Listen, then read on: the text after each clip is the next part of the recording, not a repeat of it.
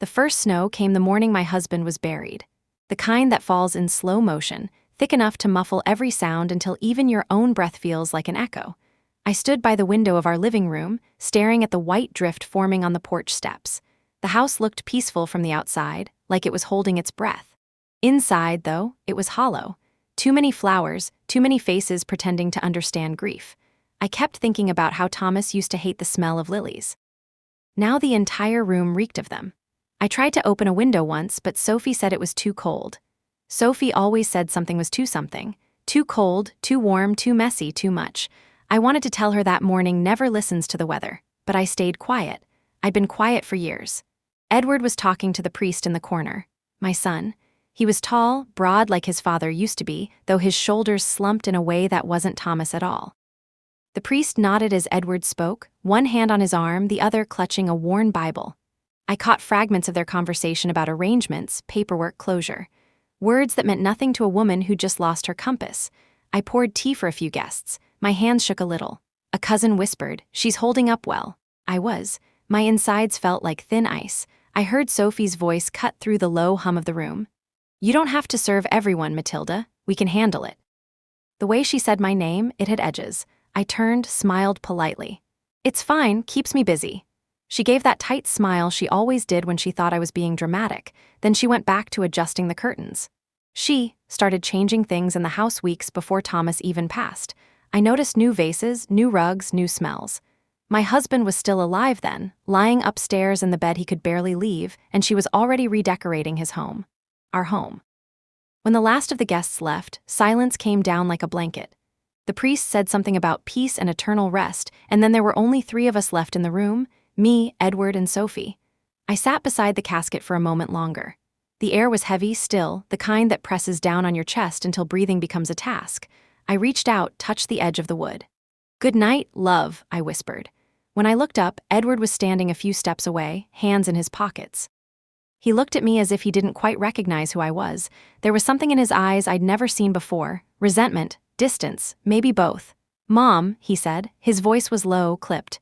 "Yes, dear." He took a breath like he was about to deliver bad news to a stranger. "I think it's best if you take some time away. From the house." I blinked. "What?" Sophie came closer, her heels clicking on the wood floor. "It's just temporary," she said sweetly. "We're thinking of renovating, and it might be easier if you stayed somewhere else for a while." The room felt colder suddenly. "This is my home," I said softly. "I have nowhere else." Edward's jaw tightened. "You can stay with Aunt Helen for a bit, just until things settle." I wanted to laugh, to remind him that I had built this place long before Sophie's perfume filled its hallways. But laughter caught in my throat. Instead, I heard my own voice come out steady, almost too calm. "Your father and I built this house together, every brick, every payment, every winter storm that nearly took the roof off. I'm not leaving." He took a step forward. "You need to, Mother, it's not up for discussion." It wasn't his words that broke me. It was how he said Mother, like a title, not a name. I shook my head. "Edward, you can't mean this." He glanced at Sophie, then back at me. "You don't understand. The bills, the mortgage, everything is under Dad's account. You can't manage it alone. It's better this way." I felt something in my chest twist. "Better for who?" He didn't answer. Sophie crossed her arms, lips curving into that quiet smirk she tried to hide, and then Edward's hand came up. I didn't even have time to flinch. The slap landed sharp and clean across my face. The sound echoed off the walls. For a moment, I thought the world had stopped. The ticking clock on the mantel went silent. Even the snow outside seemed to pause midair. My cheek burned, but I didn't move. I just looked at him, my son, the boy who once ran to me with scraped knees and crooked drawings of stick families. I whispered, "You hit me." His voice trembled slightly. "You weren't listening." Then came the words that would split my life in two. "This isn't your home anymore. Get out." He said it slowly, as if each word had been rehearsed. Behind him, Sophie's eyes glittered. Something inside me went quiet, not the kind of quiet that breaks. The kind that builds walls. I stood up, straightened my coat, and looked at him until he had to look away. "All right," I said, "if that's what you want."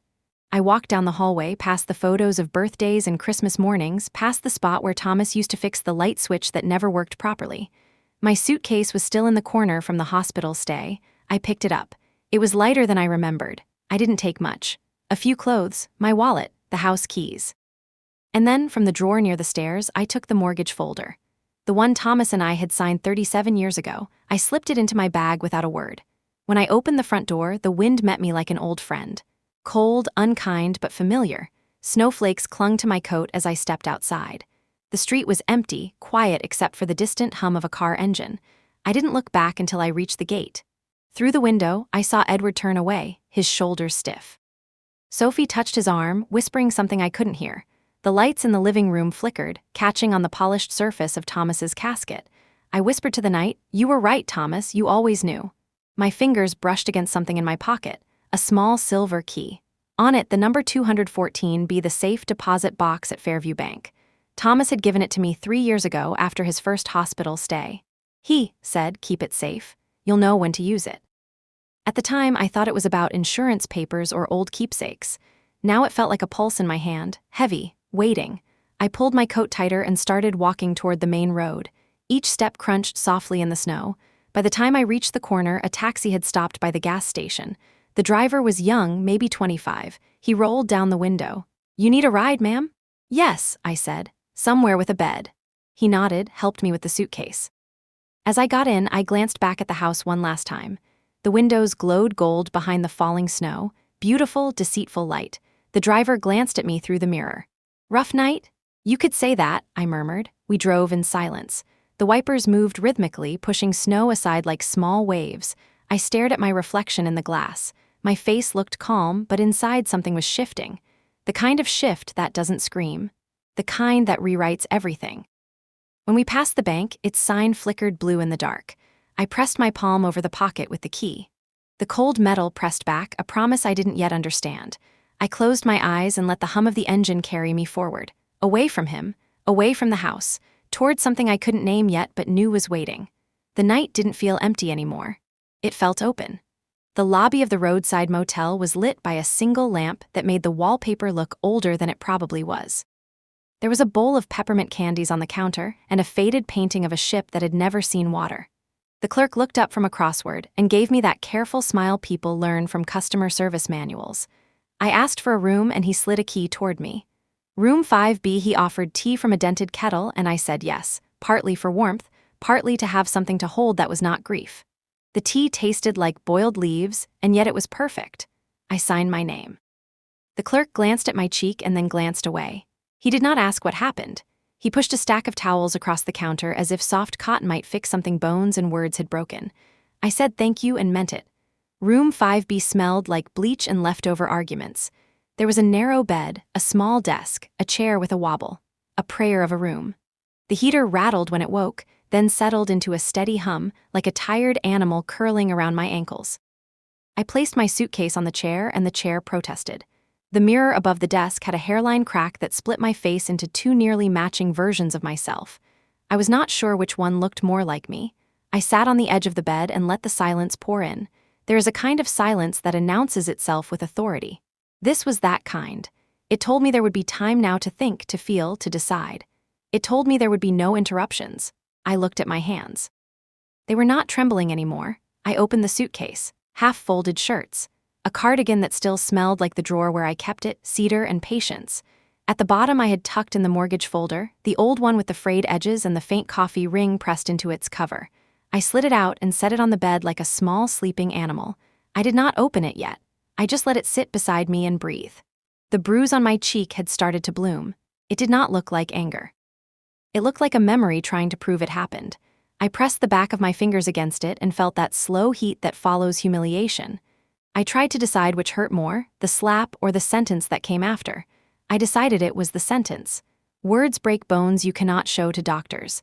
I reached into my coat pocket and found the key again. Silver, scratched, certain.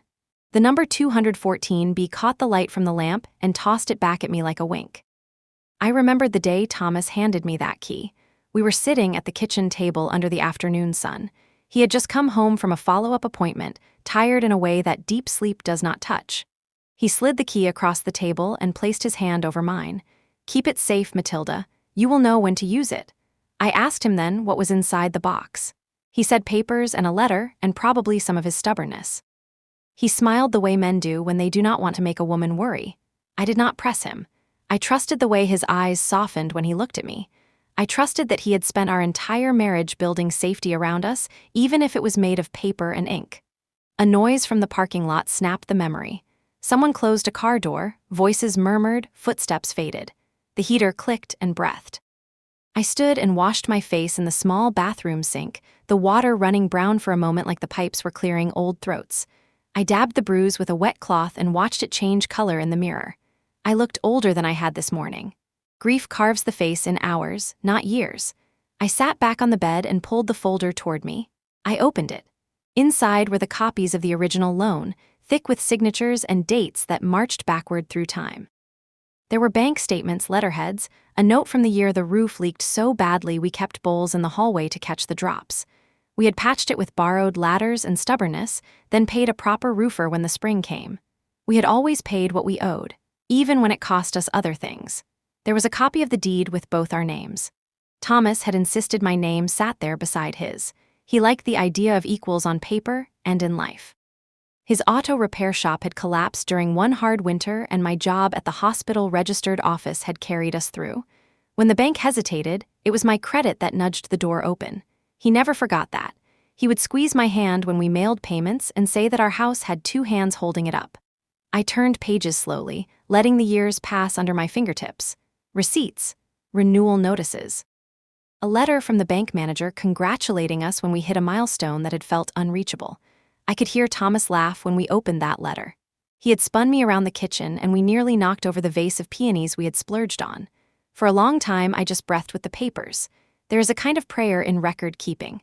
It says we were here and we did the hard thing and we kept our word. I found the last statement, the one from a month ago. Our names still side by side. I closed the folder and pressed my palm to the cover. I felt steady. He had left me a map, and I had the key to the room where he kept the compass. My phone lit up on the bed, a message from an unknown number. The picture showed my living room stripped of rugs and books, staged in a glossy way that had nothing to do with our life. Fresh start, the caption said with a white heart. I stared at the screen until the words went blurry and then cleared again. I wanted to feel rage, but what came was something colder and more useful. Clarity. I turned the phone face down and looked at the ceiling. The paint had a tiny swirl near the light that looked like a leaf trapped in wind. I listened to myself breathe and to the heater and to the small sounds a building makes when it is trying to keep people safe. I allowed the quiet to knit itself around me. I remembered the last real conversation Thomas and I had had. We had sat on the back steps watching the neighbor's dog chase its own tail. He had been holding my wrist like he was afraid I would float away. If he ever hurts you, open the envelope. He did not say our son. He did not have to. I had laughed then, gentle, saying that Edward would never, that he was just stressed, that Sophie had strong opinions, that we were all tender animals walking through a storm. Thomas had not argued. He had only kissed my hand and tucked a strand of hair behind my ear, the way he used to do when I was young and we were late for work and still stole a slow morning. He had a way of loving that turned every small touch into a vow. I opened my purse and found the small notebook I carried for grocery lists and things the doctor said that I did not want to forget. I turned to a blank page and wrote the date. Then I wrote Fairview Bank at 9 in the morning. Bring key. Bring ID. Ask for originals. Ask for copies. The business of survival looks like errands written in tired ink. I placed the notebook on the nightstand and traced the letters with my fingertip. My handwriting looked like my mother's. That made me feel strong and sad at the same time. I set the key beside the notebook. For a moment, I just admired how ordinary it looked. Small. Simple. The kind of object you could lose in a pocket if you were not careful. I imagined the vault at the bank, the cool echo of that room, the small box sliding open. I imagined envelopes and perhaps a letter written in the slanted script Thomas had used since high school. I imagined the way his words would feel in my hands. My cheek throbbed again. I went to the bathroom and filled a glass with water and drank until my ribs loosened. I pressed the cool glass against my cheek and watched my reflection hold it there. I told her it would be better soon. She did not answer, but she did not look away. Back on the bed, I slid under the thin blanket and pulled the extra one from the foot of the bed up to my chin. I tucked the mortgage folder under the pillow and the key under my palm, an old habit from old fears. I closed my eyes. Sleep came like a reluctant friend. It stood in the doorway and watched me for a while before it decided to come in. When it did, it was deep and it was honest. No dreams with voices shouting. No doors slamming. Only the sound of snow falling, that soft hush that makes the world feel like it is being rewritten in white. I woke before the alarm with the kind of clarity that often arrives after a night where your heart finally believes your mind. The room was quiet and blue with early light. I sat up, smoothed the blanket, and checked that the key was still in my hand. It was. The bruise had settled into a darker color. I touched it without flinching. It would fade. The memory would not. I would use both. I made coffee with the little machine by the sink. It tasted burnt and brave. I opened the curtain and watched a plow move slowly down the street. The driver looked as tired as I felt. We nodded to one another as if sharing a secret about mornings that demand courage. I dressed and tied my scarf and buttoned my coat all the way up and slipped the key into the inside pocket where my heartbeat could keep it warm. I placed the mortgage folder in my bag and put the bag over my shoulder. I wrote a note for housekeeping and tucked it under the lamp so they would not throw away the things I left on the desk. The clerk at the front desk looked surprised to see me so early and offered another cup of tea. I said no thank you, and he wished me luck in a way that made luck feel like a real thing. Outside, the air was bright and clean and sharper than truth. My boots made crisp sounds in the snow, and the sky looked ready to be forgiven. The bank sign ahead blinked awake as if it too had a hard night and was now ready for duty. I felt a steady line draw itself inside my chest, the kind of line you follow when you do not yet know the path, only the direction. The bank doors would unlock in 12 minutes. I stood by the window and watched 3 sparrows land in the bare branches of a thin tree. They looked like notes on a staff line. For a moment, I thought of Thomas humming in the kitchen, rolling a song around in his mouth before it had words. I let that memory sit beside me like a friend. Then I looked down at my gloved hand and flexed my fingers until the leather creaked. The small silver key pressed against my ribs. I was not a ghost outside my life. I was a woman standing in the cold with a plan. I would walk into that building and ask for what was mine to ask. I would open the box and take whatever he left me and use it like a lantern. And then I would keep walking. Banks open on a schedule that has very little to do with grief. At 9 sharp the doors clicked, and the security guard nodded at me like I was a regular. Maybe he had seen the look on my face before in other people. The look of someone who came for more than cash. I stepped inside, and the warm air smelled of paper and ink and the strange comfort of polished wood. It felt like entering a library where every book was a promise. I walked to the reception desk and took off my gloves. The woman behind the counter had careful hair and kind eyes. She wore a nameplate that said Jessica and a small pin shaped like a maple leaf. She said good morning without asking how I really was. I thanked her for the morning and slid my ID across the counter. My hand did not shake. I would like to access a safe deposit box, please. The number is 214B. She checked the screen and nodded. Of course. One moment. Could I also see your key? I reached into the inside pocket of my coat and placed the silver key on the counter. The way she handled it made me feel like it was rare. She typed a few more lines and then gestured toward a small glass room with a wooden table and 2 chairs. Please wait there and I will bring you to the vault.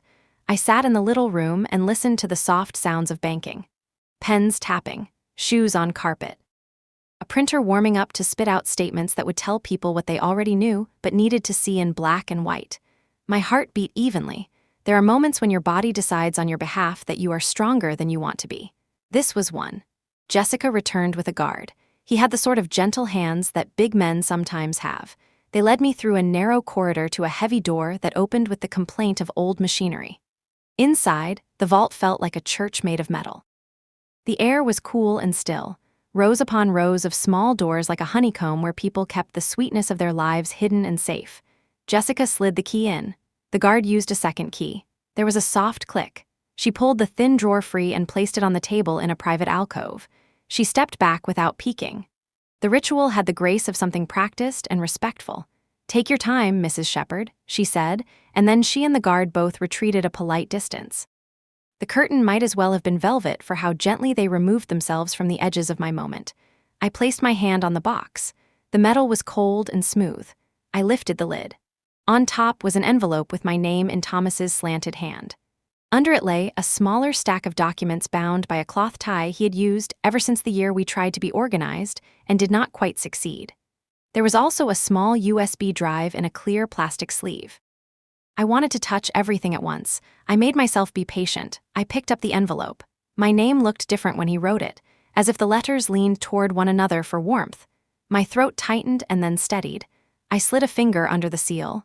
It opened with the soft sound of paper letting go of paper. Inside was a letter written in blue ink, the kind he always used. It was dated 2 years ago. "My dearest Matilda," it began. "If you are reading this, I am not there to hold your hand as I wanted to. Forgive me for that.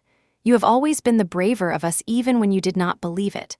I am writing because I know how strange people become around money and houses and the ghosts of their own hopes. I pray I am wrong, but I have also learned to pack an umbrella when I see a dark cloud. I have included in this box copies of our mortgage, the deed with both our names, and a supplemental clause prepared with our solicitor, Grace Duval.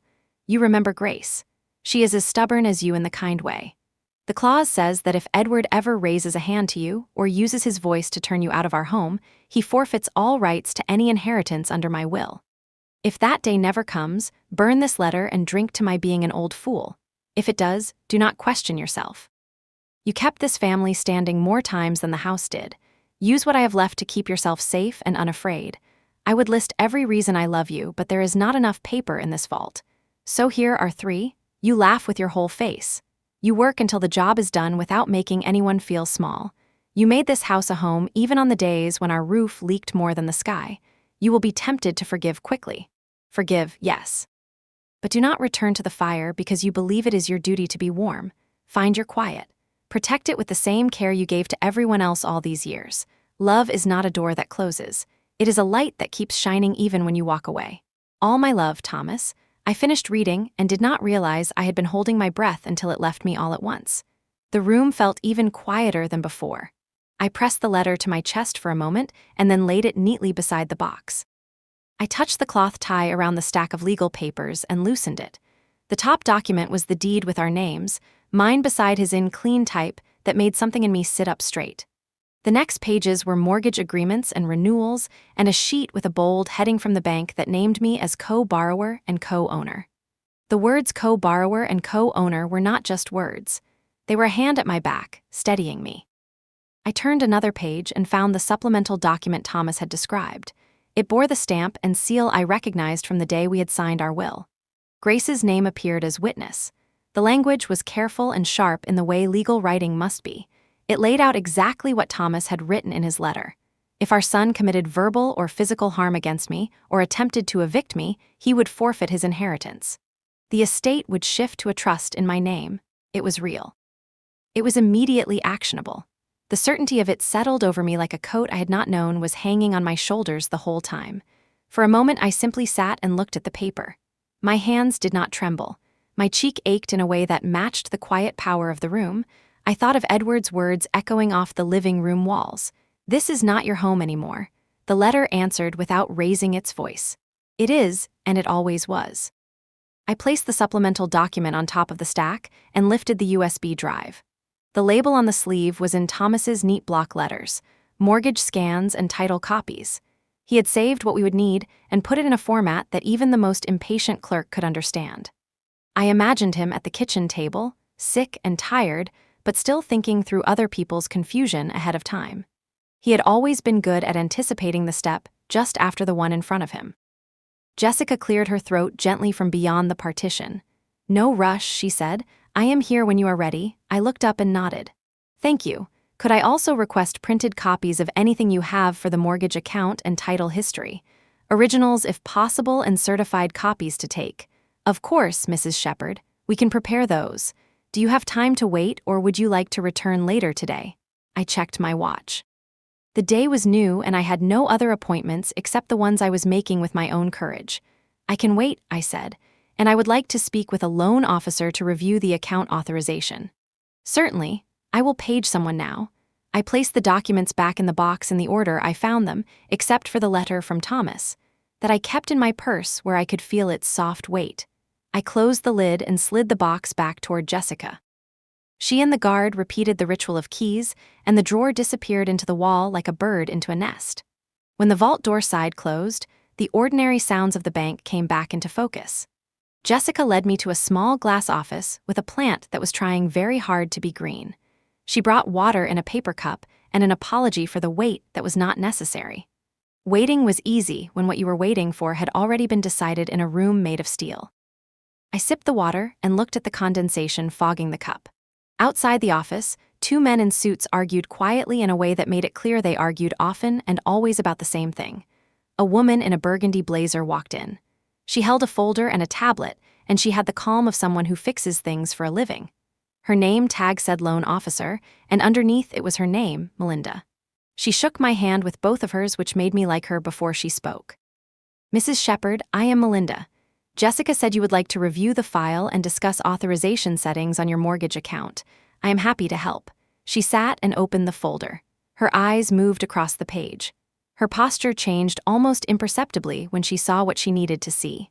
"First, I want to confirm that you are listed as co-borrower and co-owner on the property. Your name appears on the note and on the title. That gives you full rights to review and make changes to payment authorizations and other account settings. I am very sorry for your loss, by the way." "Thank you," I said. "I would like printed copies of the full file, and I would like to place a hold so that no one other than me can modify or reinstate payment authorizations without my written consent." "We can do both," she said. "The hold is a standard protective measure, and I can apply it today. It will flag the account to prevent changes from any parties except you. Would you also like us to suspend the automatic payment drafts effective immediately?" The question sat between us like a stone that knew it would sink and still asked permission. I thought of Edward's voice. I thought of the slap. I thought of the letter in my purse and the weight of it shaped like a hand holding mine. I set the paper cup down. My voice did not waver. "Yes, suspend them. Effective today." Melinda nodded slowly, as if acknowledging something larger than paperwork. "Understood. I will process that now. It will trigger internal notifications, and you may receive a confirmation by text and email." She paused. "And Mrs. Shepherd, if you need a private space at any point, please say so." I thanked her again. She left to make copies and to whisper whatever it is people whisper to machines when they need them to behave. I sat in the small office and watched the snow outside dump light across the sidewalk. The bank had become a place where the world made sense. Action and record, rights and signatures, if only families came with stamped clauses and careful witnesses. Jessica returned with a thick manila folder and placed it on the desk. She had tabbed sections with little colored flags. The deed, the note, payment history, renewals. She had even used a highlighter for the lines that said my name and the rights that followed it. I felt seen by paper. It is a particular kind of comfort.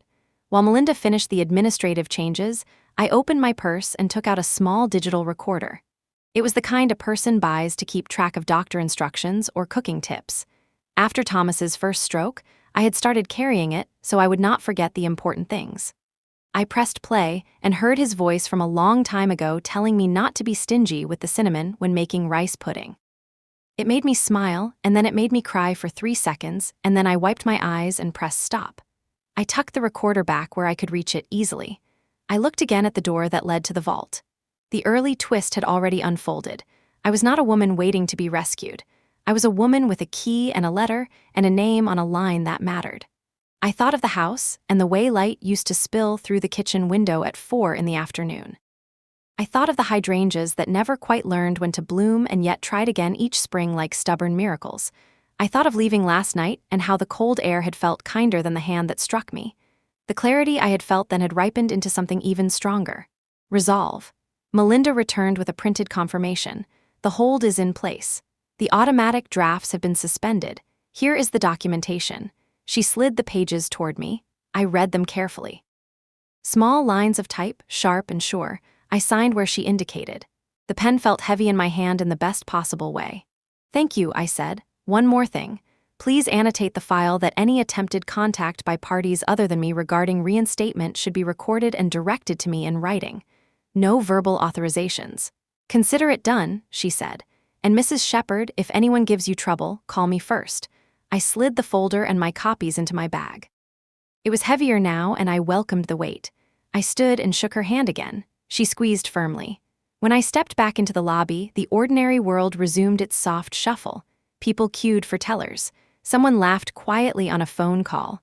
A child tried to spin in circles, but her mother stopped her with a smile. I stepped outside into the bright cold and took one long breath. The light made everything look honest. I could feel the letter against my side and the key against my ribs and a new steadiness in my spine. I was not walking away from something. I was walking toward it. On the corner was a bakery that always smelled like butter. I went inside and bought a small roll of bread and a coffee. The woman behind the counter asked if I wanted the bread warm. I did. I watched her slip it into the oven for a minute and then place it on a napkin. When I bit into it, the heat made my eyes water again, but for a softer reason. At a small table near the window, I opened my notebook and wrote down what had happened. Vault accessed. Letter read. Co-ownership confirmed. Hold placed. Drafts suspended. File copies received. Contact Melinda if needed. It looked like a list of errands. It felt like claiming a life. Across the street, a delivery truck idled and then pulled away, leaving a clear view of the bank doors. People went in and out carrying their own small urgencies. I finished my coffee and folded the napkin into a square and slid it into my coat pocket for no good reason except that I wanted to keep something warm a little longer. When I stood, the chair made a soft sound against the floor. Outside, the cold touched my face like a reminder. I tucked my scarf higher and started walking back toward the motel. The day had opened like a map, and I could see a path across it that made sense. At the corner, a bus passed, and in the window I saw my reflection for an instant. I looked like a woman I would not want to lie to. I passed a shop window with framed photographs of landscapes. One showed a lake at dawn, the water smooth as held breath. I imagined myself there, standing on a wooden porch with a mug warming my hands. I did not know yet where that place was, only that it existed somewhere on the same map as this morning. I kept walking. Back in room 5B, the heater coughed awake and settled into its comforting hum. I set the folder on the desk and placed Thomas's letter beside it. I read the last paragraph again. Love is not a door that closes. It is a light that keeps shining even when you walk away. I let the words sit in the air until they joined the hum of the heater and the quiet of the room and became part of the atmosphere. I took the digital recorder from my purse and set it on the desk. I pressed record. My voice sounded different to me, as if it had grown older and younger at once. My name is Matilda Shepard. Today I opened a box my husband asked me to keep safe. Inside it, I found my name on the papers that hold up a house and a letter that holds up my heart. I am not invisible. I am not powerless. I am going to use what I have to keep my peace. If you are listening to this, know that silence is not surrender. It is preparation. I pressed stop. The little red light turned off. The room was calm. The bruise on my cheek was a dark blue now, like evening. I touched it gently and then let my hand fall to my lap. The day had done what it needed to do. Tomorrow I would send copies to Grace. I would ask her to meet. I would attach the audio I already had and make a new plan for the rest. But for this moment, I simply sat with the warmth of the bread still lingering in my chest and the sound of paper telling the truth on the desk beside me. Outside, the snow had begun again, softer than before. Each flake fell like a thought finishing its sentence. I breathed in and out with the same steady rhythm and watched as the window gathered a lace of frost around the edges. I thought of the hydrangeas and of a lake at dawn and of a porch that has yet to be built. I thought of a light that keeps shining even when you walk away. I turned off the lamp, slid the letter into the folder, and lay down. The key rested under my palm again. It felt like a heartbeat that belonged to the life I had just reclaimed. The snow had thinned by the time I stepped out again that evening. My boots left shallow marks that filled quickly behind me. I walked past shop windows glowing with soft yellow light and saw my reflection in each one, older maybe, but taller somehow. Back in the motel, the hallway smelled of detergent and something fried. The woman at the front desk gave a small nod that meant she remembered my face, but would not ask questions. In room 5B, the heater greeted me with its usual cough. I set the bag with the folder and the letter on the desk and turned on the lamp. The light made the papers shine like small windows into something steadier than the world outside. I removed the scarf, unbuttoned my coat, and let the silence arrange itself again around me. The clock on the nightstand ticked softly. I unfolded the letter once more. Thomas's handwriting was patient even in its loops. I read it aloud this time, softly, letting the words become part of the room. My voice shook only at the line about forgiveness. When I finished, I placed the page flat and traced each word with a fingertip as if underlining could keep him close. I opened the manila folder again and reread the legal pages until they stopped feeling like foreign language. My name appeared again and again beside his. The repetition was a comfort. The clause was clear, almost cruel in its precision, but it was also an act of protection. He had written it because he knew how fragile peace could be when it depended on the kindness of others. The phone on the nightstand buzzed. A message from Edward appeared. "Are you okay?" The irony almost made me laugh. I did not answer. I turned the phone over so the light stopped flashing against the wall. I took out the small recorder again. I pressed play on a new file. The device whirred softly, waiting. Today I read your letter, Thomas. You were right about everything. You always saw the storm before I heard the thunder. I have the papers, I have my name, and I have the strength you left behind. My voice sounded steadier than I expected. I stopped the recording and labeled it Vault Day 1. The habit of naming things helps make them real. I sat on the edge of the bed and let the sounds of the street seep in through the thin walls. A bus passed, a door closed, a child laughed somewhere too far away to see. Life went on outside, unbothered. Inside, I held the proof that mine would too. I poured a cup of water from the tap, swallowed half, and stood by the window. Snow was falling again, but slower, drifting sideways in the lamplight. I thought about the house and about Edward and Sophie probably sitting at the kitchen table now. Maybe they were arguing. Maybe they were celebrating their victory. They did not yet know it was paper thin. The heater clicked off for a moment, and the silence it left behind felt like a question. What now, Matilda? Now I prepare, I whispered to the window.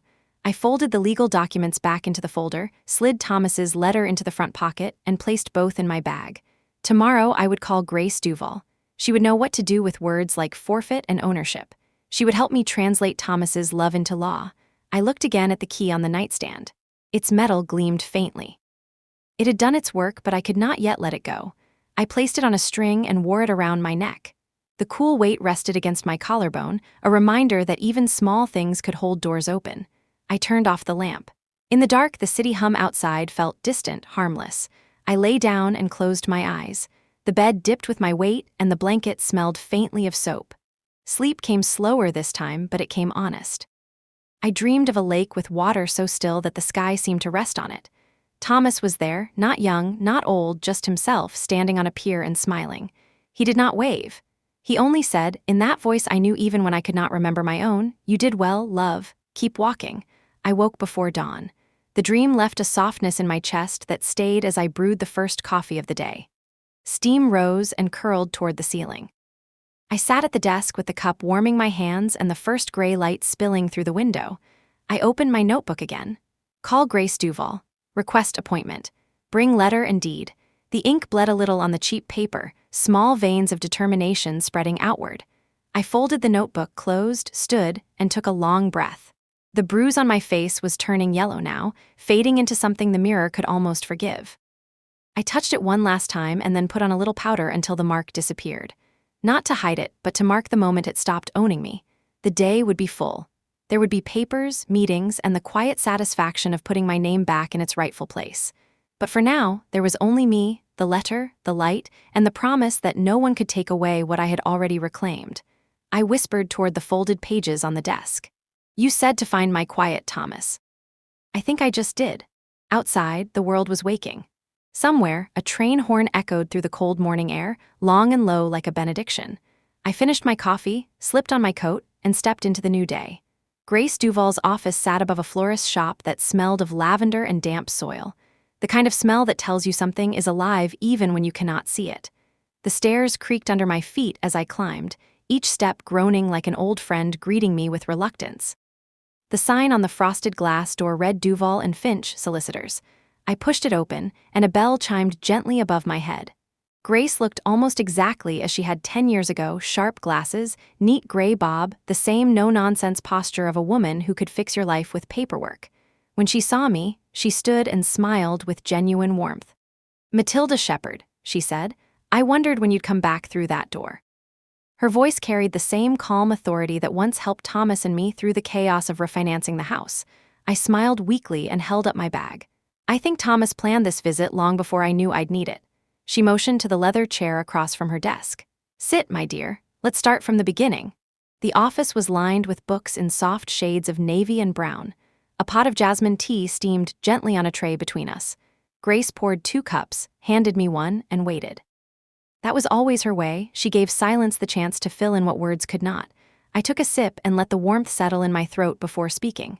Thomas left me a letter. It was in the deposit box at Fairview Bank. Along with it were updated documents, the deed, our mortgage, and a supplemental clause he had you witness. Her expression didn't change, but I saw the faint flicker of recognition. "Ah," she said softly, "so he finally made you open that box. You knew." "I drafted the clause myself," she admitted. Thomas was insistent. He said he hoped it would never be needed, but he wanted you protected in every sense of the word. I nodded slowly. It's needed, I said simply. Grace's hand paused over her cup. She studied my face for a long moment and then set the cup down. Tell me what happened, Matilda. The words came easier than I expected. I told her about the funeral, the slap, the words that followed. I didn't embellish, didn't soften. The truth was sharp enough on its own. Grace listened without interruption, only tilting her head once when I mentioned Sophie's name. When I finished, she sighed long and low, the sound of someone who had heard too many families fall apart over the same cruel patterns. Then Thomas was right to plan for this, she said. The clause stands. We'll move immediately to secure your rights to the property. She opened a drawer, took out a file labeled Shepherd Estate, and began to flip through papers. Co-owner on the deed. Legally, your son cannot remove you or sell without your consent, but we'll file a notice with the county records to reinforce that protection. We'll also send a formal letter to him and to his wife stating that any attempt to evict or coerce you is a breach of the will and triggers forfeiture of inheritance. I stared at the desk for a long moment, the words echoing in my head. Forfeiture of inheritance. It sounded final, cold, and fair all at once. Grace handed me a pen. You'll need to sign here and here, she said, tapping the spaces. This allows me to act as your representative in this matter. Thomas already granted me power of attorney for his estate. He trusted me to protect you. I took the pen. My hand didn't shake. I signed my name neat and steady in both spaces. Grace smiled approvingly. You always had a strong signature, she said. We sat in silence for a moment. The ticking of the clock filled the room. Outside, I could hear faint laughter from the florist below. Grace leaned forward. Matilda, you need to be careful. Your son and his wife, if they feel threatened, they might lash out. Don't engage with them directly until I've sent the letters. Do you understand? I nodded. I do. Good, she said, closing the folder. And, if I may, Thomas wasn't only thinking about property. He left instructions for you, something about an account that's separate from the mortgage. Did you see anything else in the deposit box? I thought of the small USB drive. There was one. I haven't opened it yet. Her eyes softened. When you do, call me. If I know Thomas, there's more in there than spreadsheets. We spent the next hour reviewing forms and signing copies. Grace's efficiency was a comfort. It reminded me of order, of control, of the possibility that chaos could be managed with paper and ink. When everything was done, she slid the main folder across the desk. Keep this one with you at all times, she said. And Matilda, if they come to you, you call me before you say a word. I promised her I would. When I stepped outside, the air was heavy with the scent of flowers from the shop below. Bouquets of lilies and carnations lined the window display. I paused for a moment, staring at them, remembering the funeral. The irony wasn't lost on me. Grief and beauty always seem to share the same fragrance. As I walked toward the main road, my phone buzzed again. Another message from Edward. We need to talk. I deleted it without reading further.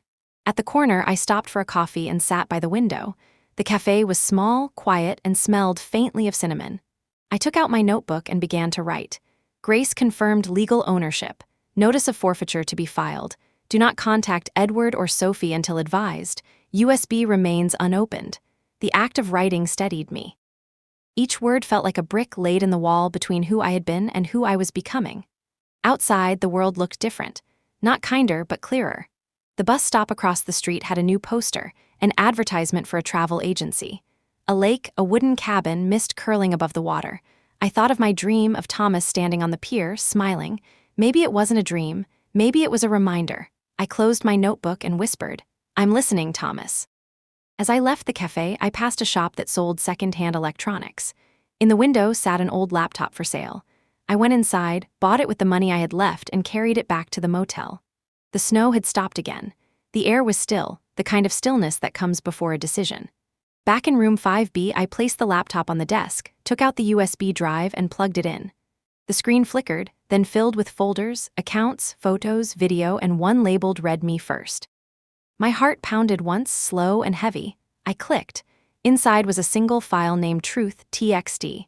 The screen glowed pale against the dark room. I opened it. The first line read, If you're reading this, it means they've already turned against you. I froze, staring at the words. My hand hovered above the mouse. The file continued. I never told you everything, Matilda. The money from the shop, the money Edward thinks we lost, it didn't disappear. It's somewhere safe. You'll know where when you look closely enough.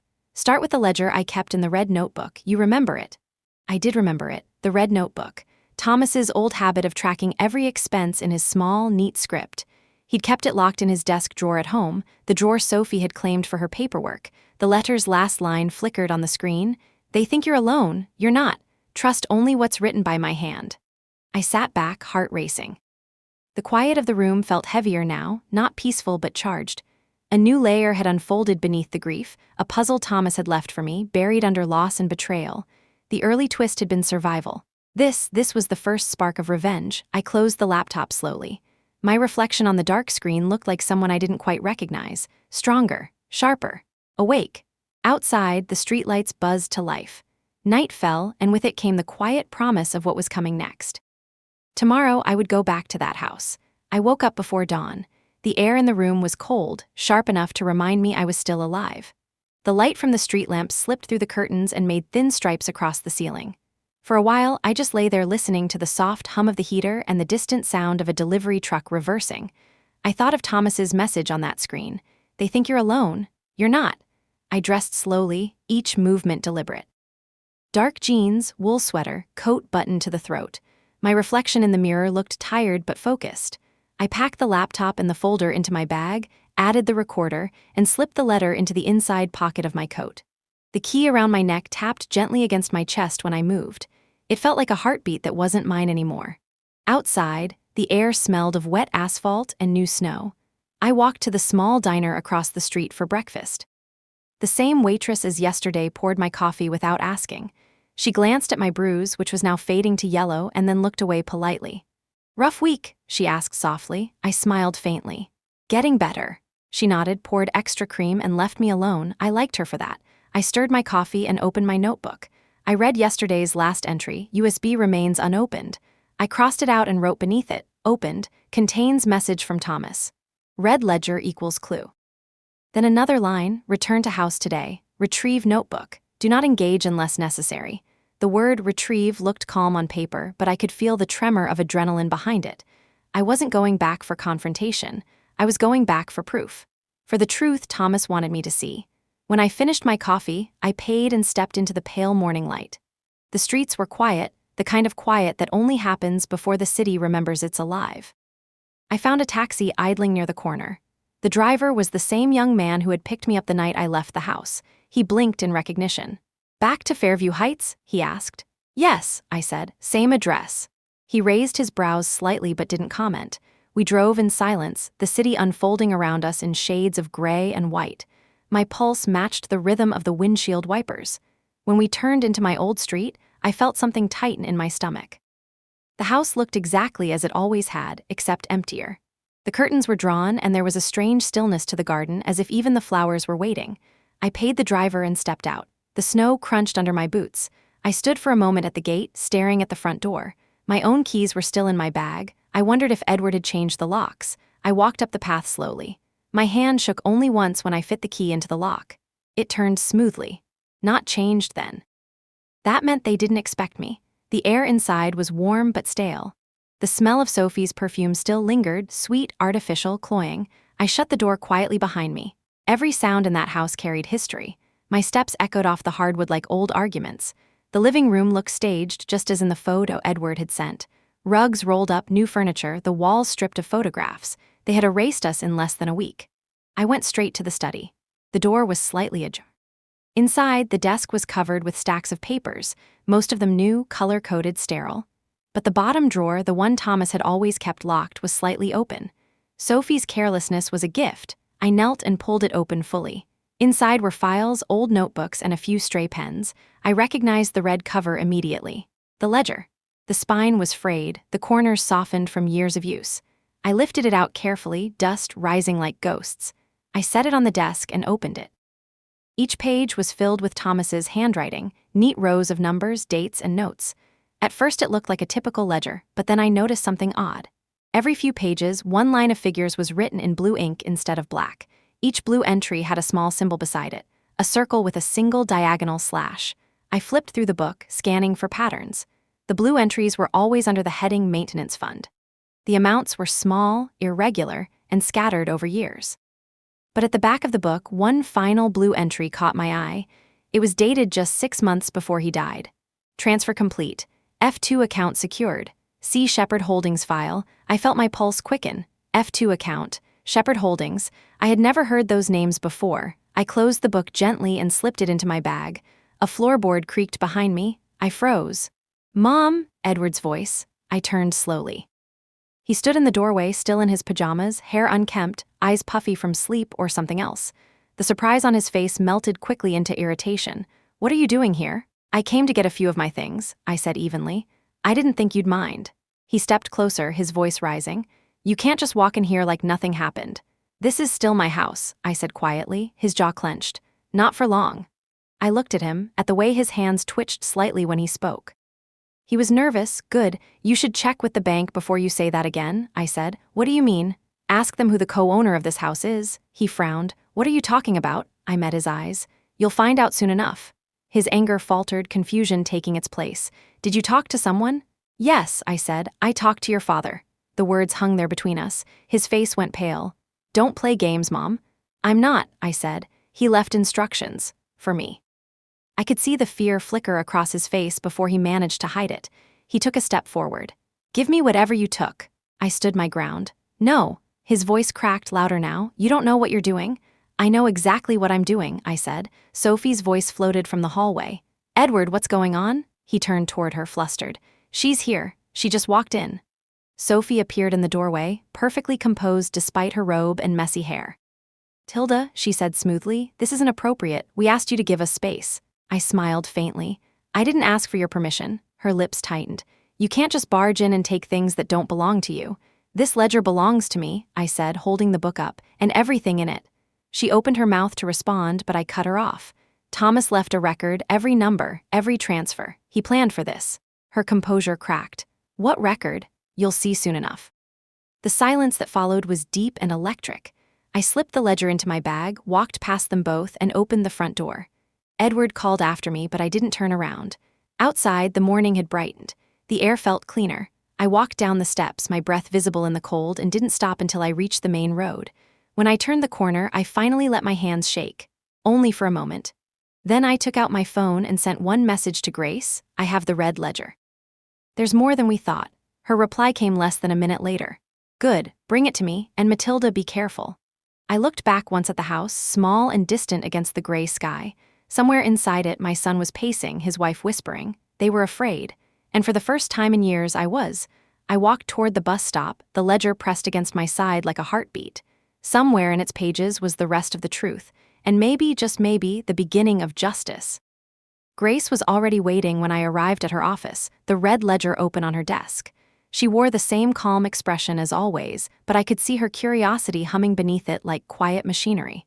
The pages were spread out before her, and the smell of old ink and jasmine tea filled the room again.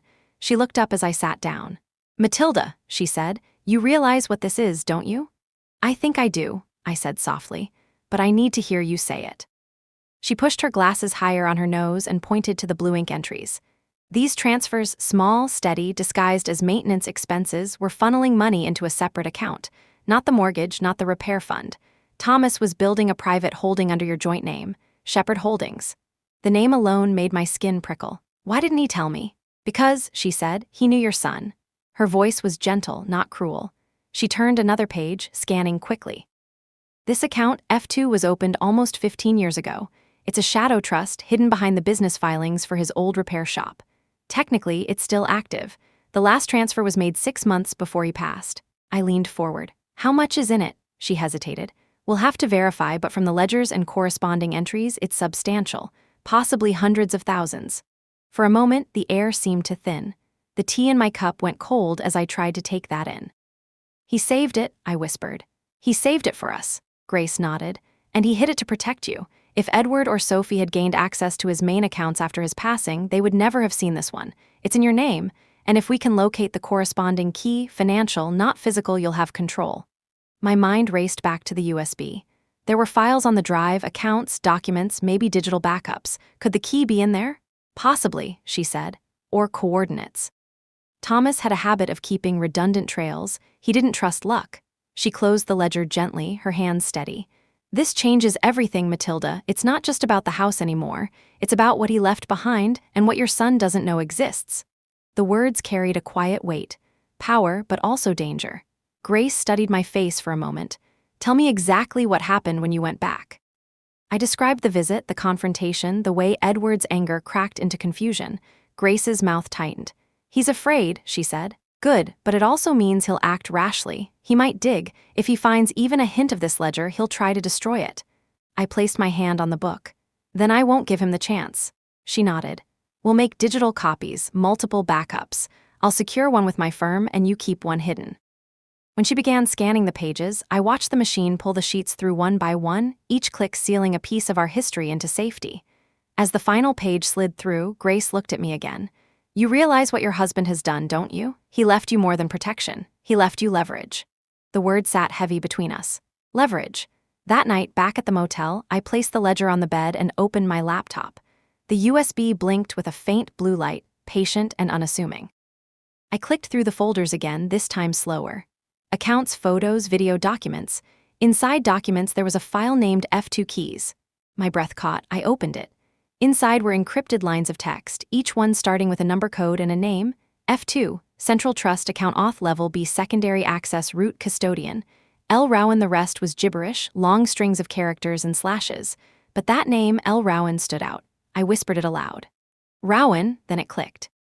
Lawrence Rowan, Thomas's old business partner from the repair shop days.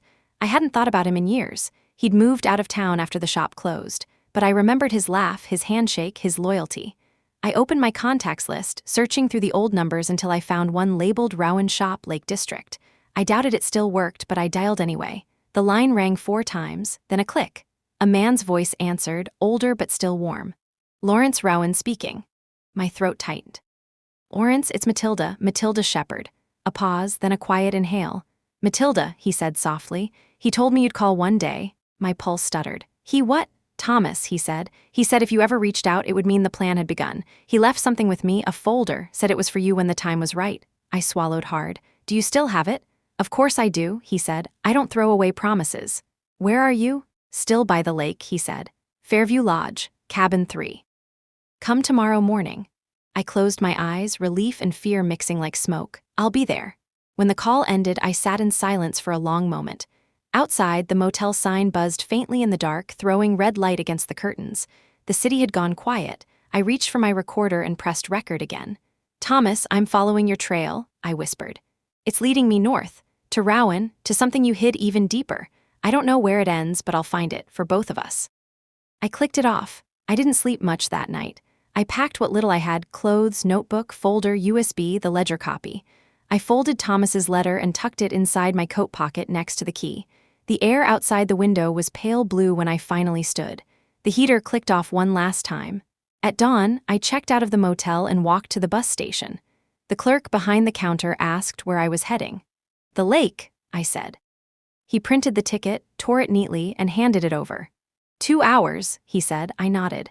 That's enough time to decide what comes next. As the bus pulled away, I looked out the window. The city shrank behind me until it became only shapes and light. The road ahead stretched through open country, pale fields dusted with frost. Thomas had left a trail, and I was finally following it. I didn't know what I would find by that lake, money, truth, or something darker.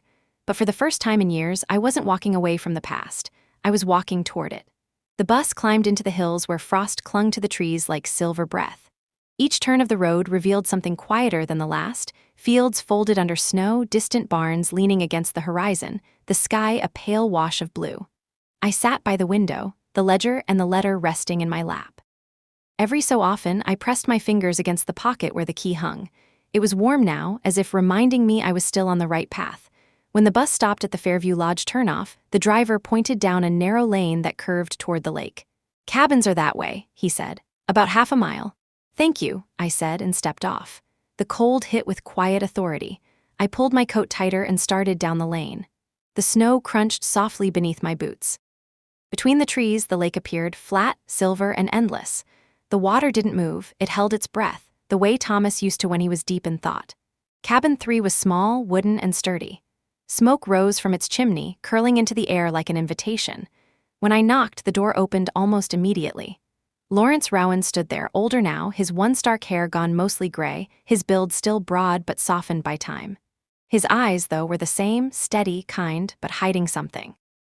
"Matilda," he said, voice low but warm, "you look just like he said you would." I wasn't sure how to respond. "You mean older?" He smiled faintly. "No, determined." He stepped aside. "Come in." The cabin smelled of pine and coffee.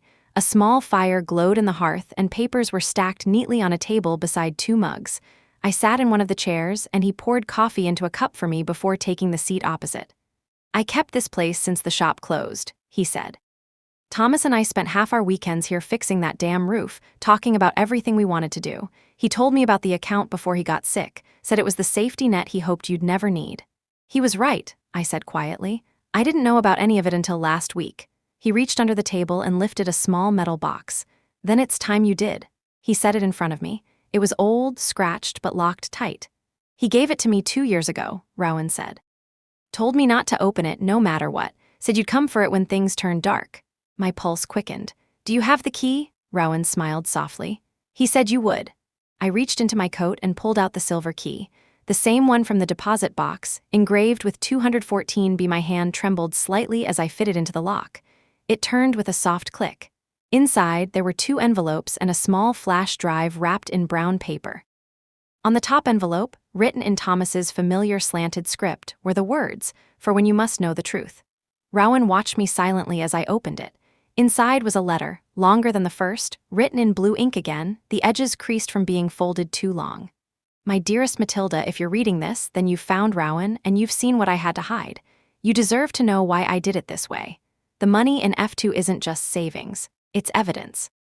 Years ago, when the shop was struggling, I took a loan from an investor, someone I thought was helping us. It was Edward, not the boy you raised, but the man he became after meeting Sophie. He funneled money through her family's company into mine, expecting control in return. When I refused to sign over ownership, they started bleeding the accounts quietly, month by month. I discovered it too late. I couldn't stop them without destroying everything we'd built, so I built something else. I took what I could recover, hid it under Shepherd Holdings, and made sure it couldn't be touched without your name. Every transfer I made was a message they'd never notice, a breadcrumb trail for you, and if you're holding this letter, you've already followed it. The flash drive below holds copies of every fraudulent transaction, including the ones Edward authorized.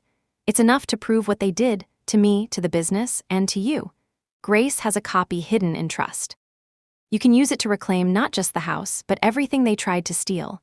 I'm sorry for what this truth will cost you, love, but I couldn't leave you blind to what he became. Remember, protect your peace, but don't let their lies bury mine. With all my love, Thomas." I read it twice before I could breathe again. My hands trembled as I lowered the page. The firelight flickered across the ink, making the words look alive, pulsing. Rowan's eyes were soft with understanding. "He told me he was afraid for you, not of Edward, but of how much you'd forgive."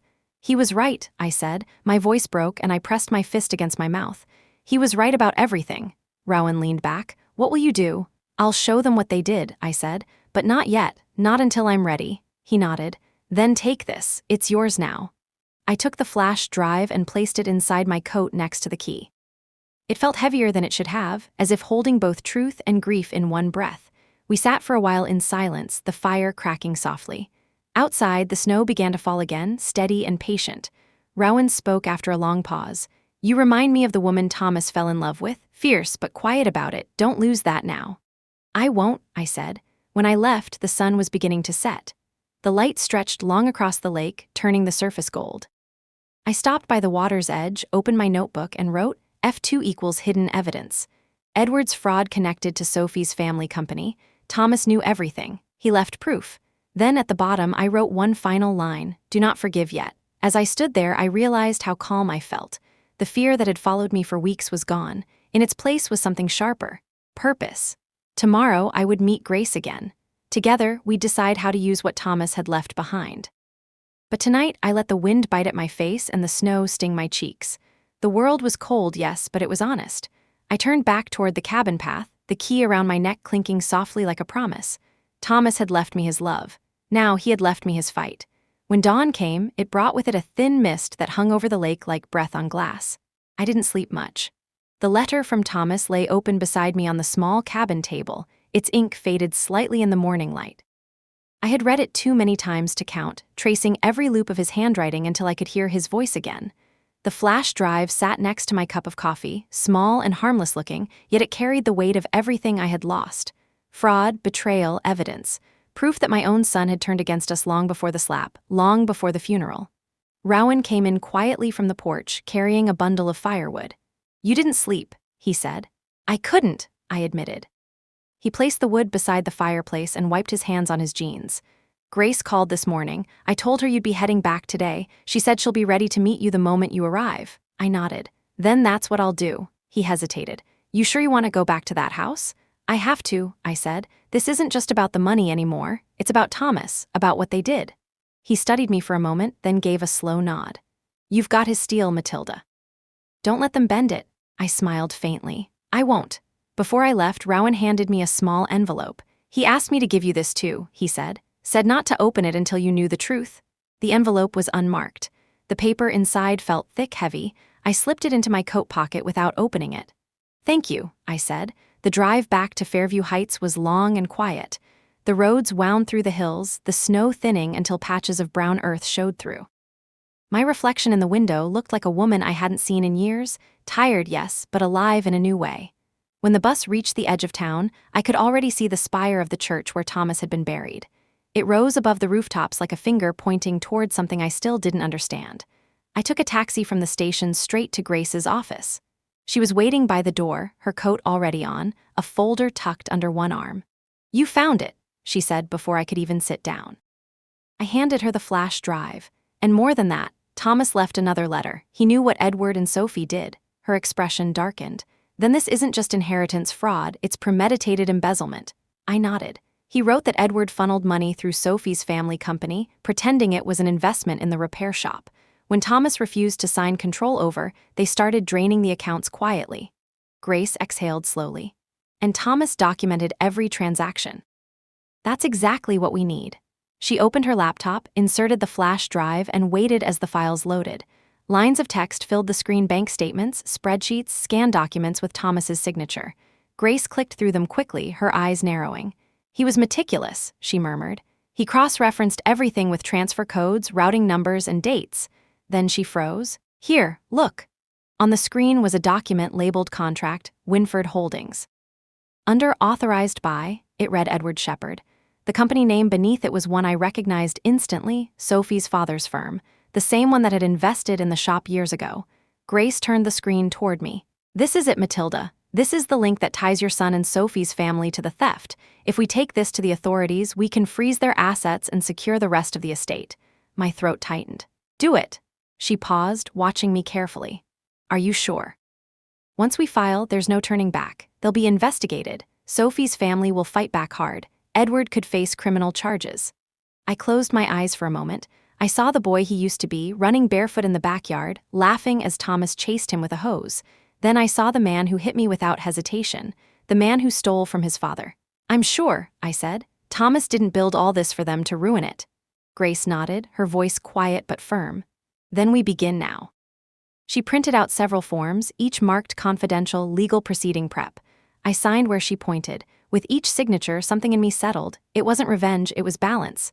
When we finished, Grace handed me a copy of the filed motion. "They'll be notified within 72 hours. Until then, keep yourself somewhere safe. Don't return to the house." I hesitated. "I have one more thing to do there." Her brow furrowed. "Matilda, I'll be careful," I said, "but I need to face him." "Once?" She wanted to argue but didn't. "Then at least let me know when you're back." I promised her I would. That evening, I stood across the street from the house, the wind tugging at my coat. The windows glowed faintly, and through the glass I could see shadows moving, Edward pacing, Sophie on her phone. They didn't know yet what was coming. I took out my phone, opened the recorder app, and pressed record. "This is Matilda Shepherd," I whispered. "It's 7:32 p.m., and I'm standing outside my home. My son and his wife are inside. They don't know I'm here. Tomorrow they'll receive notice of what they did, but tonight I'm here to end it." I stopped the recording and slipped the phone back into my pocket. My hand brushed against the unmarked envelope Rowan had given me. I pulled it out. For a moment I simply stared at it, then I opened it. Inside was a photograph. Thomas and I, taken maybe 20 years ago, sitting in front of the shop. Behind us, a small sign hung crooked on the wall. "Shepherd and Rowan repairs honest work, honest men." Taped to the back of the photo was a short note, written in Thomas's hand. When you're ready to forgive, come back here. The key fits another lock. I traced the words with my thumb, my breath fogged in the air. Somewhere deep inside, I understood what he meant. The deposit box key wasn't just for one vault. There was more, another secret, another truth, but forgiveness could wait. I looked once more at the house, at the silhouettes of the two people who had stolen so much, and turned away.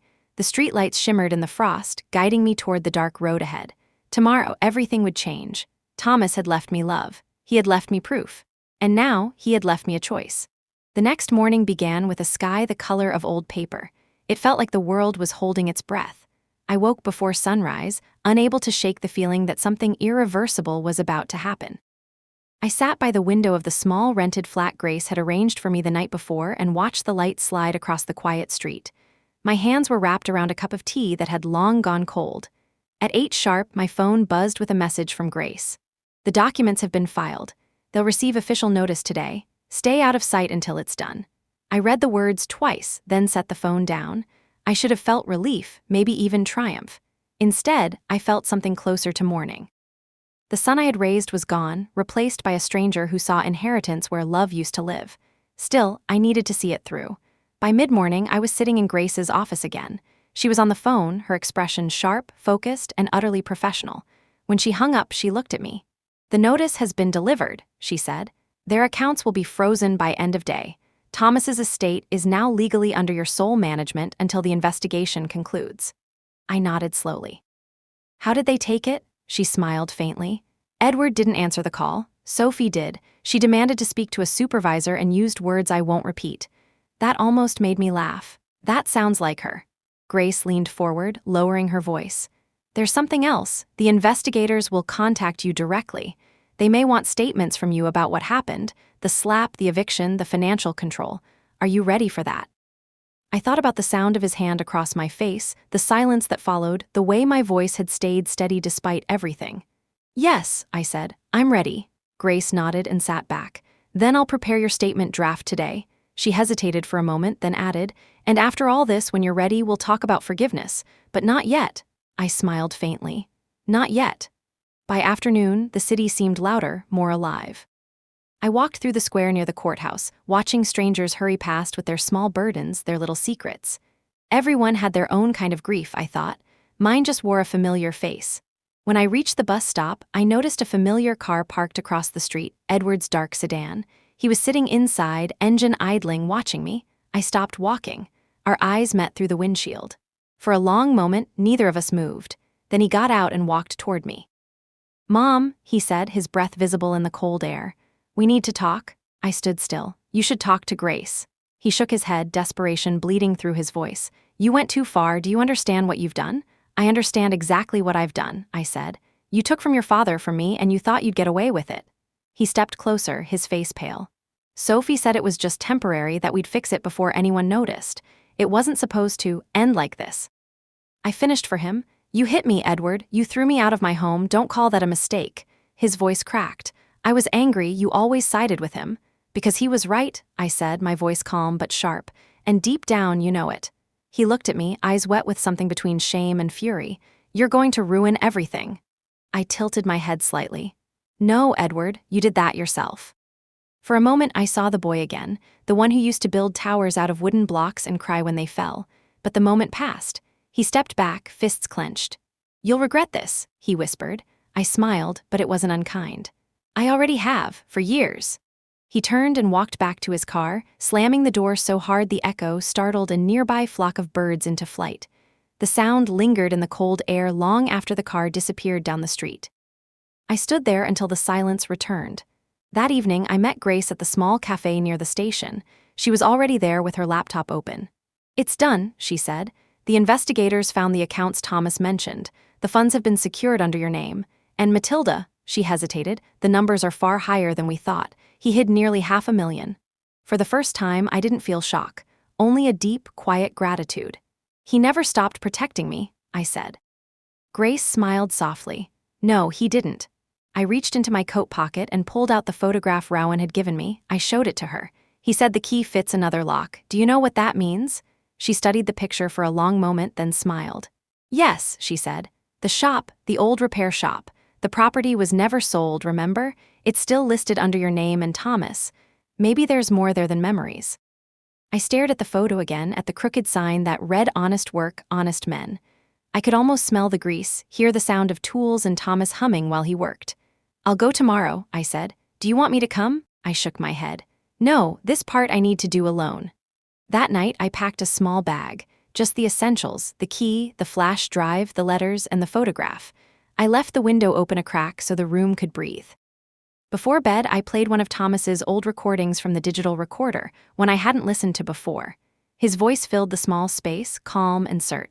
"If she's hearing this," he said, "then she's stronger than she thinks. Tell her to look where it all began." I lay there in the dark, listening to his voice fade, and felt the ache of love and loss fold into something new, something like peace. Outside, the wind carried the faint smell of snow again. Tomorrow, I would go back to the shop. Tomorrow, I would unlock the past and find whatever truth Thomas had left waiting for me. The road to the old shop wound through the industrial district, past half-forgotten warehouses and shuttered factories. The morning sky hung low, the kind that threatened rain but never delivered it. I drove Thomas's old car, still smelling faintly of oil and cedar, through the empty streets until I saw the sign I had memorized from the photograph. Shepherd and Rowan repairs honest work, honest men. The paint had faded, the wood warped by time, but the words were still there. When I stepped out of the car, the air was thick with silence. The shop looked exactly as it had the day it closed, only older, more tired. Dust covered the windows. The front door stuck when I pushed it, as if resisting being opened after all these years. Inside, the scent of rust and machine oil hit me immediately. The workbenches were still lined with old tools. Cobwebs draped over the shelves like lace. My boots left prints in the thin layer of dust on the floor. For a moment, I stood still, listening. The silence here wasn't empty, it was layered, like a song that had forgotten its melody. I pulled the photograph from my coat pocket and studied it again. The crooked sign, the sunlight behind us, Thomas's arm around my shoulders.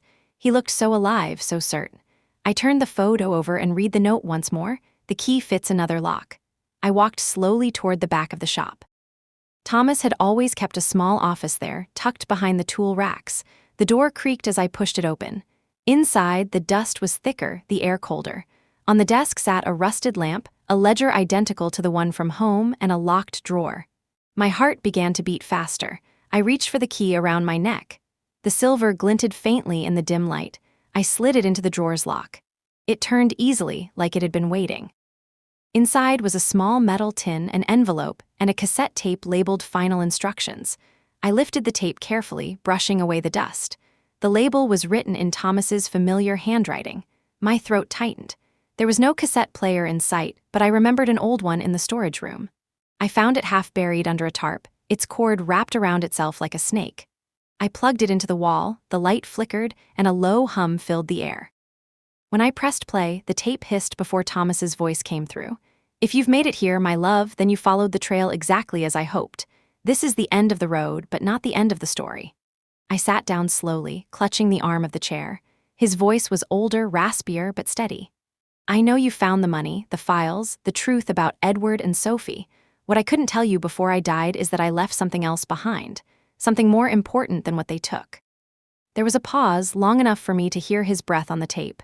"In the tin beside this note is a key. It's not for a safe. It's for a door at the back of the shop under the staircase.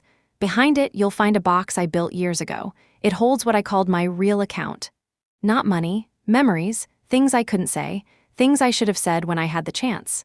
The recording crackled softly.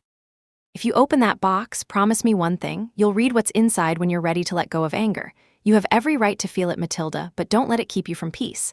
I loved you more fiercely than I ever knew how to say. This, everything I left, isn't revenge. It's a map to freedom." The tape stopped. The silence afterward was deafening. I sat there for a long time, staring at the player, at the tiny reels of tape still spinning slowly to a stop. Finally, I opened the tin. Inside was a single brass key, heavier than it looked, and a small folded note. "You'll know the door when you see it." I stood, my body trembling, and turned toward the back of the shop. Behind the old staircase, half hidden by tool cabinets, was a wooden door I didn't remember ever noticing. Dust covered its hinges, and the edges were lined with cobwebs. I fit the brass key into the lock. It resisted for a moment, then turned with a soft click. The door swung open into darkness. I took out my phone and switched on the flashlight. The narrow steps led down into a small cellar. The air was cool, damp, and carried the faint smell of metal. At the bottom of the stairs sat a box, wooden, sealed, and engraved with the initials TS. My breath caught. I knelt and ran my hand along the lid. The wood was smooth, oiled, not like the rest of the dusty shop. He had built this with care, maybe long after the shop had closed. When I lifted the lid, the hinges creaked softly. Inside were stacks of letters bound together with string, old photographs, a small notebook, and unexpectedly, a revolver. The sight of the gun made my stomach twist. It was wrapped in a handkerchief, clean and polished. On the cloth, in neat ink, were the words, "Only if there's no other way." I set it aside quickly, my heart pounding. I picked up the notebook instead. On the first page, in Thomas's steady handwriting, were the words, "For when truth demands action." The pages that followed were filled with detailed notes, names, transactions, addresses. Not just Edward and Sophie, but Sophie's father, 2 of his associates, and several shell companies. Thomas hadn't just discovered their fraud, he had traced it all. Every page was a weapon more powerful than the revolver. He had built a case so thorough it could destroy all of them. I closed the notebook, my hands trembling. The light from my phone caught on the metallic edge of the revolver. Its reflection flickered across the photographs, me and Thomas, younger, happier, unaware of what the future would demand from us. I sat there for a long time, listening to the quiet hum of the world above. Somewhere outside, a car passed, distant and indifferent. When I finally stood, I knew what I had to do. Thomas had left me tools for 2 paths, one of justice, one of vengeance. And now, it was my turn to choose. I packed the letters, the notebook, and the photographs into my bag, leaving the revolver behind. As I locked the box again, I whispered to the darkness, "You taught me better than that, Thomas." As I climbed the stairs, dawn broke through the dusty windows, casting long stripes of light across the floor. It fell on the crooked sign outside, the words still visible through the grime. "Honest work, honest men." I smiled just a little. For the first time in a long while, the words felt true again. By the time I locked the door of the old shop behind me, the morning had ripened into a cold, silver light. The streets were quiet, only the hum of the wind against the old signs and the crunch of my boots on gravel. I carried the bag pressed against me, feeling the weight of everything Thomas had left behind, the notebook of evidence, the letters tied with string, the photographs that smelled faintly of oil and paper. I didn't look back. Some places are meant to stay as they are, like sealed memories. But I knew I would return, one last time, not to mourn but to finish what we started. The drive back to town felt shorter than before. The road unspooled like a ribbon through frost and fog. I kept one hand on the wheel, the other resting lightly on the bag beside me. When I stopped at a red light near the square, my reflection in the window caught me off guard. My face was different. Not younger, not harder, just certain. For years I had lived waiting for something to be taken away. Now I was the one holding the truth. When I arrived at Grace's office, she was standing by the window, speaking on the phone. She turned when she saw me and ended the call. "You found something," she said, voice low but steady. "Yes," I said, setting the bag on her desk. "Everything." She opened the notebook first. Her eyes moved quickly over the pages, her expression shifting from curiosity to disbelief to awe. "Matilda, this isn't just a personal ledger. This is a map of an entire fraud network." He traced transactions across 5 companies, 2 of which are registered overseas. This could bring them all down. I nodded. He left it for us to finish. Grace flipped to the back pages and tapped a line written in red ink. "If anything happens to me, contact Inspector James Lowell, Financial Crimes Division." She looked up. He even had a contact. "Someone he trusted," I said. She exhaled slowly. "All right, then that's where we start. I'll reach out to Lowell directly. If he's still active, this will open a full investigation. But Matilda," she paused, studying me, "if this goes public, it will destroy Edward and Sophie completely. There will be no coming back from it. Are you ready for that?" I looked at the window, at the pale city beyond. "They already destroyed what mattered. This is just the truth catching up." Grace nodded.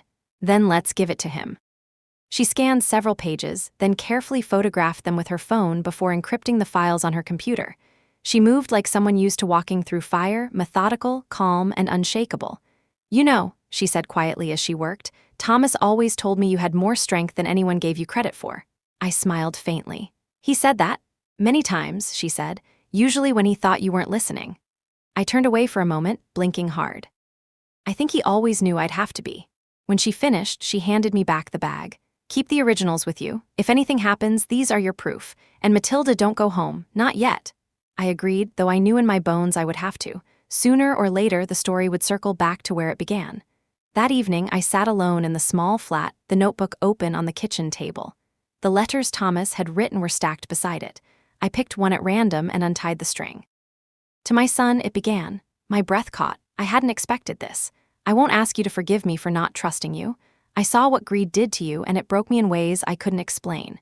But I hope one day you understand that protecting your mother wasn't an act against you, it was an act of love. There's still good in you, Edward. You just buried it under too much ambition. If you ever find this, know that it's not too late to be the man I tried to raise. The letter blurred in my hands. I pressed my palm against my chest where the key still hung beneath my shirt. For the first time, I realized what Thomas had done wasn't just about money or revenge. It was his way of leaving us both a chance, me to heal, Edward to choose. I folded the letter carefully and slid it back into the envelope. The clock on the wall ticked softly. Outside, rain had started to fall, tapping against the glass like quiet applause. Then my phone buzzed, a message from an unknown number. Stop what you're doing or you'll regret it. No name, no punctuation, just threat. I stared at the screen for a long moment before saving the message and forwarding it to Grace. Seconds later, she called. You got one too, I frowned. You received a message? Yes, she said. Same wording, anonymous, likely from a burner. That means they know we're moving forward. I tightened my grip on the phone. What do? We keep going, she said firmly. That message means we've hit something real. I'll alert Inspector Lowell first thing tomorrow. Be careful, I said. You too. After the call ended, I stood by the window, watching the rain fall harder. The reflection staring back at me looked calm, but my heart was a storm. Someone was scared enough to threaten us. That meant we were close to the center of it. I turned off the lights, sat down, and opened my recorder again. My voice sounded different this time, lower, more curt. This is Matilda Shepard. I found the final notebook. Thomas left evidence of fraud across multiple accounts connected to Sophie's family. If anything happens to me, Grace Duval and Inspector James Lowell have the files. I am not afraid anymore. I stopped the recording. The sound of rain swallowed the silence. Before bed, I slipped Thomas's letter to Edward into my bag. Maybe one day I would give it to him, not now, but someday. As I lay in the dark, I thought about the two keys, one for the deposit box, one for the secret door, and wondered if there was a third. Thomas loved his patterns, his hidden meanings. Sleep came slowly. When it did, I dreamed of the shop again, but this time the lights were on, the machines humming, and Thomas was there, smiling. He didn't say anything. He just nodded once, like a man who knew his message had finally been received. When I woke, I whispered into the morning air, I understand now. The fight wasn't over. But for the first time, I knew exactly how to end it. Morning came sharp and gray, the kind of morning that didn't belong to anyone yet. I woke before the alarm, heart steady but alert, as if my body already knew that this would be the day everything turned. The air was cold enough that I could see my breath when I opened the window. Somewhere far below, the city was beginning to stir, car doors slamming, engines warming, the soft hum of people pretending their lives were normal. Mine hadn't been normal in a long time. Grace had texted me an hour before dawn, meeting confirmed with Inspector Lowell. 11 sharp, bring everything. I'd been waiting for that message. The drive to the station took half an hour. The city looked washed out in pale light, its edges softened by mist. When I arrived, the building loomed over the square, gray stone, a clock tower that hadn't kept time in years. I clutched the bag close to my chest and walked through the doors. Inspector James Lowell was taller than I expected, with silver hair and kind eyes that didn't miss much. His office smelled of paper and burnt coffee. He stood when Grace and I entered, shook both our hands, and motioned for us to sit. Thomas Shepard, he said, flipping through the documents Grace had sent him. I remember that name. Good man. Helped with an auto theft case years ago. I'm sorry for your loss, Mrs. Shepard. Thank you, I said softly. He leaned forward. Grace tells me your late husband left behind some unusual documentation. That's one way to put it, Grace said, placing the notebook on his desk. This is everything Thomas recorded before he passed. Transactions, transfers, shell companies, all connected to Winford Holdings, Sophie Langford's family company. His son Edward was directly involved. Lowell opened the book and began to read. His eyes narrowed. This is meticulous. He documented not only the payments but the method of concealment, and the dates line up with a larger fraud case we've been investigating. He flipped another page. This could link them all together, Grace nodded. Thomas wanted to protect his wife, but he also wanted the truth out. Lowell looked up at me. Mrs. Shepherd, these people you're accusing, your son and his wife, they'll be investigated under financial crime statutes. Are you ready for what that means? I am, I said quietly. I'm not here for revenge, Inspector. I'm here because my husband trusted the wrong people, and I won't let his name end with theirs. He studied me for a long moment, then nodded. All right, then we'll move forward. I'll need to take copies of everything, but you keep the originals. If this goes to court, you'll be called to testify. Grace and I spent the next hour signing papers, cataloging evidence, and reviewing statements. Lowell listened carefully, interrupting only to clarify small details. When it was over, he stood and extended his hand again. You did the right thing, he said. It takes courage to face your own blood. It takes love, I said, the kind that doesn't stay silent. As we stepped out into the corridor, Grace exhaled deeply. That's it, Matilda. The wheels are turning now. They'll be served with formal charges within 72 hours. I nodded. What happens next? Now, she said, we wait. But I knew waiting wouldn't be simple. By the time I returned to the flat, the sky had turned a dull, bruised gray. The city felt heavier, like it knew what was coming. I made tea and sat by the window, watching the light fade behind the buildings. My hands wouldn't stop shaking, not from fear, but from adrenaline. At 6 o'clock, the phone rang. The number was unfamiliar. I almost didn't answer. Mrs. Shepherd? A male voice said. This is Inspector Lowell. I wanted to let you know there's been a development. My heart skipped. What kind of development? He hesitated. There was an attempted data breach this afternoon. Someone tried to access the digital files we logged from your husband's notebook. They failed, but it means the suspects know we're coming. Sophie, I said quietly. She's always been good with systems. Likely, Lowell said. We've frozen her business accounts, but it's possible she's trying to erase records elsewhere. I've assigned 2 officers to monitor all activity related to the case. You're safe for now, but I recommend staying somewhere secure tonight. Thank you, Inspector, I said. When the call ended, I didn't move for a long time. Outside, the rain began to fall again, tapping against the glass in slow rhythm. I could feel the storm gathering, not in the sky, but in the lives about to be exposed. I pulled the bag closer and opened it again. The letters Thomas had written sat quietly inside, their edges yellowing at the corners. One of them had slipped loose slightly. I reached for it. It wasn't addressed to Edward or to me, just a single word, truth. I opened it carefully. If you're reading this, it means they've started to fight back. Don't lose your nerve now. I didn't spend years hiding the truth just for it to die quietly in a courtroom. You'll need proof beyond the numbers, voices, faces, confessions. Look in the second drawer of the shop desk. There's an old tape recorder. What's on it will make them crumble. Trust no one but Grace. I felt my chest tight. I had searched the desk at the shop, but I hadn't opened the drawers fully. My hands trembled as I folded the letter. There was still more. Before I could think it through, I grabbed my coat. The night had fallen hard by the time I reached the car. The roads gleamed with rain, each streetlight casting long, wavering reflections. The drive back to the shop was a blur of headlights and memory. When I arrived, the place was darker than before. The key turned easily in the lock. Inside, the smell of metal and oil greeted me like an old ghost. I moved quickly to the desk and pulled open the second drawer. There it was, a small, dust-covered tape recorder, heavier than I expected. A label on the side read Evidence, March 18. I pressed play. Static hissed for a few seconds, then a voice. Not Thomas's, Edward. You said no one would find out, you promised. Then Sophie's voice, sharper, colder. Stop panicking. He's dying. Once he's gone, everything's ours. Just keep your mouth shut and follow the plan. The tape clicked softly. Thomas's voice came next, faint, almost broken. You shouldn't have come here. Edward again, angry now. You ruined everything. You couldn't just hand it over? A thud, a scuffle, then silence. The tape ended abruptly. I sat frozen, the air gone from my lungs. They hadn't just stolen from him. They had confronted him, maybe even hurt him. The storm outside grew louder. Wind rattled the old window panes, rain drummed on the roof like footsteps. I whispered, You recorded them, didn't you, Thomas? You knew. The truth wasn't just financial, it was violent. Intimate. Deadly. I pressed stop on the recorder, my reflection in the dusty window staring back like a stranger. The reckoning had already begun. Tomorrow, I would make sure the world heard that tape. The storm didn't stop through the night. The rain beat the roof like the sound of someone knocking endlessly, begging to be let in. I stayed in the shop, lights off, the recorder sitting on the desk in front of me. The tape inside felt heavier than metal, heavier than guilt. I couldn't bring myself to play it again. Once was enough to know what it meant. When dawn crept through the cracked windows, pale and indifferent, I was still there. The floor around me was littered with papers, copies of ledgers, notes from Thomas, the letter marked truth. I had pieced together the full story now. Thomas hadn't just found out about the fraud, he had confronted them. They'd come to the shop and something had gone wrong. Maybe that was how it ended for him. Not quietly, not peacefully, but in that dim back room where the truth now echoed through an old tape.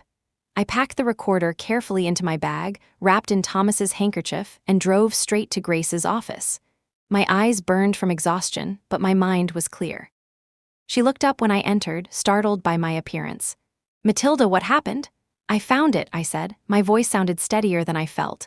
"The missing piece." Her gaze sharpened. "The tape," I nodded. We locked the door before I played it.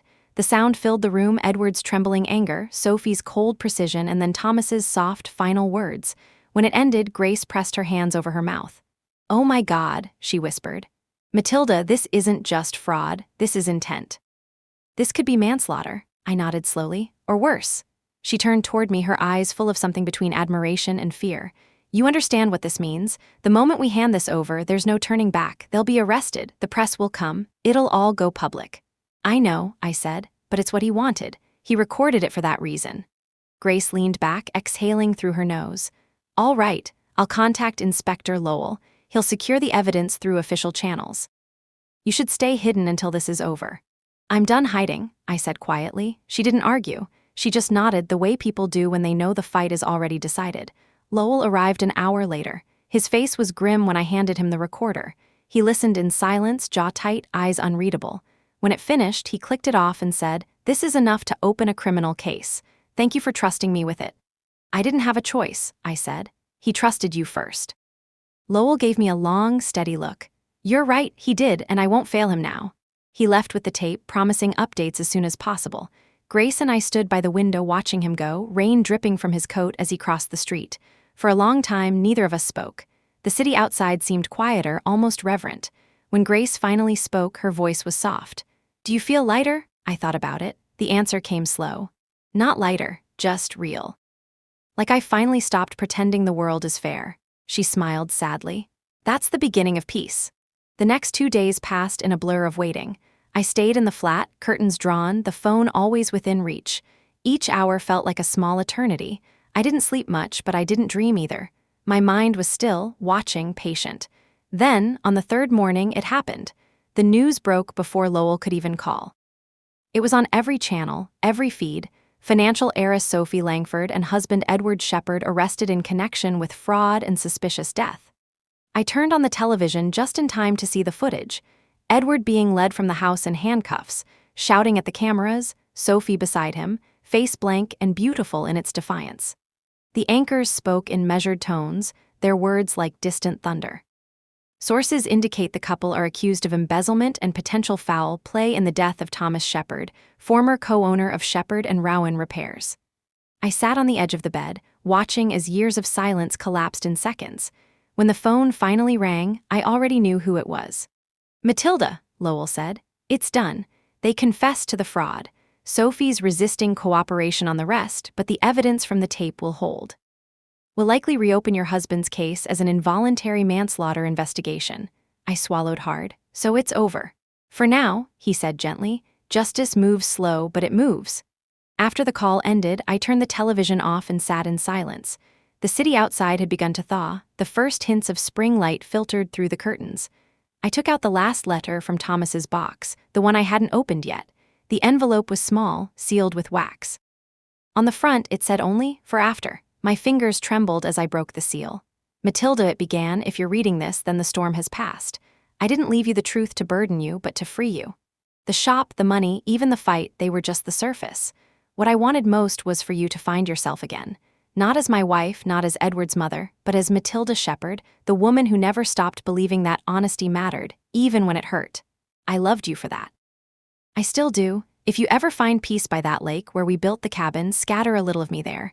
You'll know what I mean when the wind feels warm again." I pressed the letter to my chest and closed my eyes. Outside, the clouds were breaking. Sunlight slipped through in thin, golden lines. The world felt fragile new. That afternoon, I drove back to the lake. The cabin looked the same as before, quiet, patient, waiting. I walked to the edge of the water and opened the small tin I had carried since the funeral, the one with his ashes. The wind rose softly as I let them fall, the water shimmering as it caught the light. When it was done, I sat on the dock for a long time, watching the ripples fade. He was right. The wind was warm, and for the first time I felt free. I whispered, "We did it, Thomas." The lake didn't answer, but I could swear in the quiet between waves that I heard him laugh.